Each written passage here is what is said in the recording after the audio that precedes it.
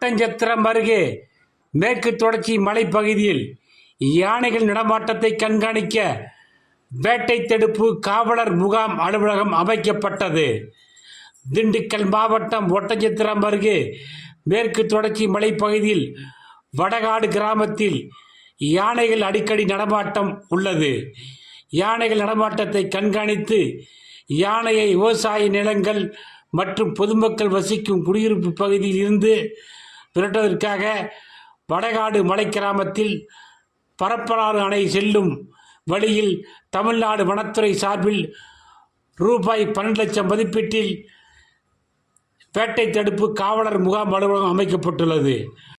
ஒட்டஞ்சத்திரம் வனச்சரக அலுவலர் ராஜா தலைமையில் வனத்துறையினர் யானைகள் நடமாட்டம் உள்ளதா, மேலும் வனவிலங்குகள் வேட்டையாடப்படுகிறதா என்பதை தீவிரமாக கண்காணித்து வருகின்றனர்.